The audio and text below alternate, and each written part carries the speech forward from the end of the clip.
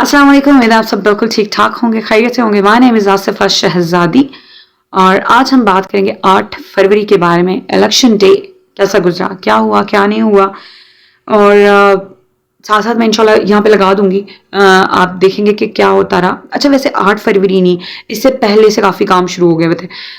जब मैंने लाइफ का फर्स्ट वोट दिया था पिछली बार, at that I was in university, और ये फर्स्ट इलेक्शंस थे कि जिसके ऊपर मैंने खुद जो है वो काफ़ी काम किया, काफ़ी टास्क परफॉर्म किए एंड ऑल दैट।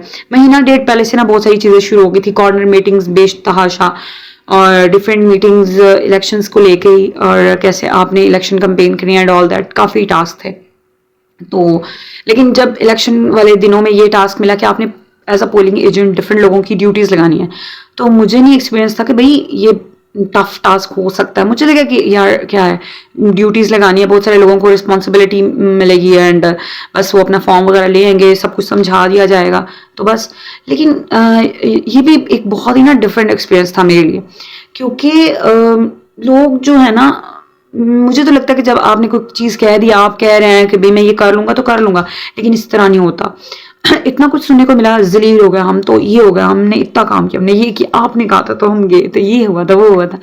लेकिन मुझे बजाते खुद ऐसा लगता है कि कोई बात नहीं, देखें अगर आप पे प्रेशर होता है तो तब भी तो आप सीखते हैं। अगर फॉर एग्जांपल मैंने ये सब काम किए और कभी बैड एक्सपीरियंस होता है हमारा, कभी गुड एक्सपीरियंस होता है, तो देखें अच्छा एक्सपीरियंस भी आपको सिखाता है और बुरा एक्सपीरियंस भी आपको सिखाता है। बुरे एक्सपीरियंस जो होता है वो देखें ना, अगर कोई शख्स आपकी लाइफ में बहुत बुरा आ गया, उसने आपको बहुत बुरे जो है वो तजर्बात हुए हैं, तो वो आपने सीखा है ना। अगर बुरी चीज़ें नहीं होंगी तो आपको वो सबक लेसन्स कैसे मिलेंगे। तो गुड एक्सपीरियंसेस से भी आप सीखते हैं और बैड एक्सपीरियंसेस से भी सीखते हैं। उससे क्या सीखते हैं, जैसी जो है वो सिचुएशन होती है, वो भी तो देखें, उससे जब आप निकलेंगे तो आप वो पहले वाले नहीं रहेंगे। अब आप कुछ नए लेसन सीख के बाहर निकले हैं और अब आप ज़्यादा बेहतर तरीके से सिचुएशंस को अंडरस्टैंड कर सकते हैं और उनके साथ चल सकते हैं। खैर, उस दिन तो जो है वो इतना कुछ सीखने को मिला, इसलिए मैंने कहा कि ये वीडियो जो है मैं ज़रूर एडिट करूँगी अपने लिए भी कि मेरा दिन जब मैं इसको देखूँगी कभी तो मुझे याद रहेगा कि मैंने क्या क्या जो है वो इस दिन कितना सफ़र किया और कितने लोगों से मैंने सुनाया एंड ऑल दैट। तो उसमें जो है वो काफ़ी सारी चीज़ें जो मुझे इलेक्शंस के हवाले से वहाँ पे जो है वो देखने को मिली। मुझे ये लगता है कि इस बार पिछली बार तो चूँकि मैं खुद वर्क तो नहीं कर रही थी बीच में, तो मुझे तो नहीं पता कि मेरी कोई ड्यूटीज़ तो नहीं थी, बिकॉज आई टोल्ड यू कि भाई I was working, I was the student तब। अच्छा, इतना मुश्किल बना दिया हुआ है वोट देने को। आधे से ज़्यादा जो ख़वातीन हमारे पास आ रही थी ना, उनको तो उनके ब्लॉक नंबर ही नहीं था मिल रहा। कोई उनको उधर भेज रहा है, कोई उनको उधर भेज रहा है, कोई कुछ कह रहा है, कोई कुछ कह रहा है, तो बेचारियों को ब्लॉक नंबर तक नहीं मिल रहा था। आधे लोग मेरे पास आ रहे थे, कहते बस जी बस, अब तो हमने वोट नहीं देना, बड़ा मुश्किल काम है भाई, बस हो गई हमारी। तो मैं कहती हूँ आधी पाकिस्तान की आवाम तो वोट देती नहीं है। लेकिन एक बात मैं ज़रूर कहूँगी कि प्लीज़ वोट ज़रूर दिया करें।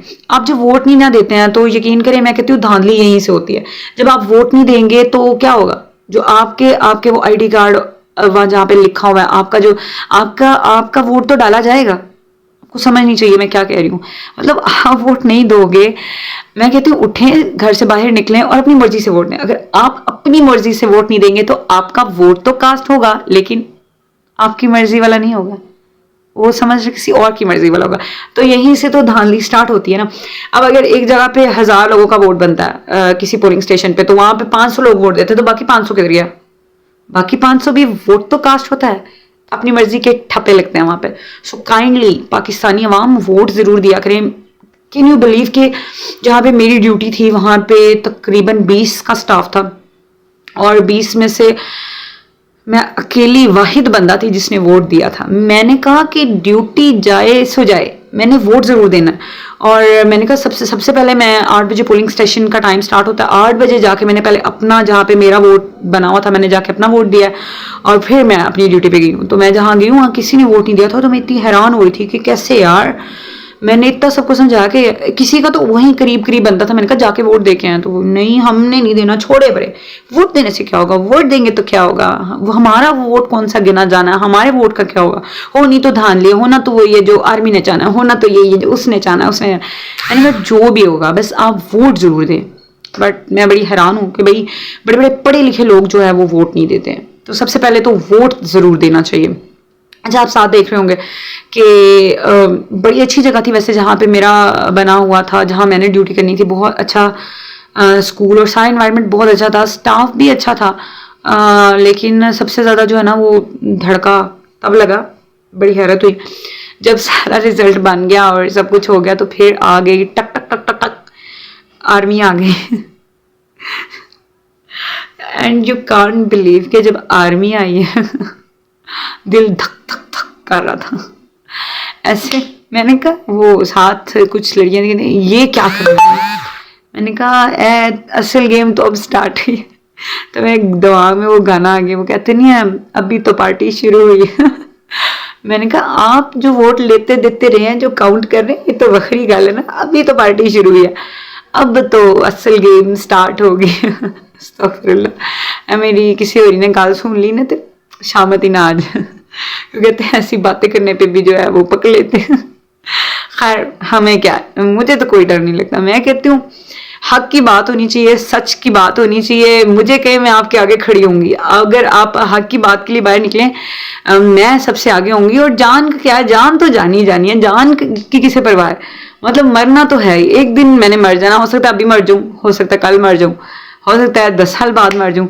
तो मरते तो सभी हैं, लेकिन मैं कहती हूँ मरने से पहले कुछ कर जाएं।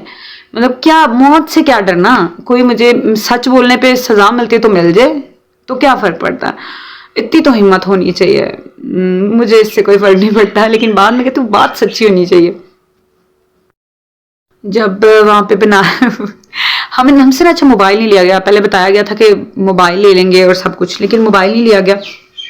और मैं वहाँ पे बैठ के ऐसे थोड़ी थोड़ी सी वीडियोस कैप्चर करती रही। क्योंकि और क्या करना था, इतने सारे काम थे, काम तो वैसे बहुत ज़्यादा थे, लेकिन फिर भी थोड़ा थोड़ा सा टाइम निकाल के मैं वीडियोस कैप्चर की। मैं तो उनकी भी बना रही थी जब वो वोट शोट गिन रही थी ना, तो कोशिश मैंने की हर जगह से थोड़ी थोड़ी सी वीडियो कैप्चर कर लें।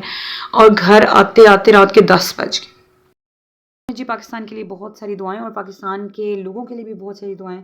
अल्लाह ताला सब माओ को इंक्लूडिंग मी तौफीक दे कि हम अपने बच्चों को, बच्चियों को इतनी अच्छी तरबियत दें कि हमारे बच्चे जो है वो अपने मुल्क के लिए जान तक दे सकते हों, और वो हमेशा और हक और सच के साथ चलें, और वो हक के लिए अपनी जान तक कुर्बान कर सकते हों। तो मैं हमेशा अपने बेटे के लिए यही दुआ करती हूँ। मैं कहती हूँ अल्लाह ताला इसको इतना अजीम इंसान बना, इतना अच्छा लीडर बना कि लोग इसके पीछे चलें, और एक दिन जो है वो मुझे इस पर बहुत नाज हो, फ़ख्र हो इस पर। तो इंशाल्लाह अल्लाह ताला जो है वो सब माओं की दुआएं कबूल करे अपने बच्चों के हक़ में। और अल्लाह ताला हमारे मुल्क में जो है वो, मैं कहती हूँ, इकबाल जैसे लोग पैदा हों, अल्लामा इकबाल जैसे लोग पैदा हों। और यकीन करें ये कोई भी नहीं कर सकता, ये कैसे होगा, ये माएँ कर सकती हैं। एक अच्छी माँ जो होती है ना, उसकी अच्छी तरबियत से ऐसे ऐसे नौजवान पैदा होते हैं। क्योंकि मुझे लगता है everything depends on a mother. तो अल्लाह ताला सब माओं को जो है वो तौफीक दे कि सब अच्छे से तरबियत कर सकें अपनी औलाद की, और पाकिस्तान का फ्यूचर बहुत ब्राइट हो इंशाल्लाह जी। इसी के साथ मिलेंगे इंशाल्लाह नेक्स्ट वीडियो में। अल्लाह हाफ़िज़। पाकिस्तान जिंदाबाद।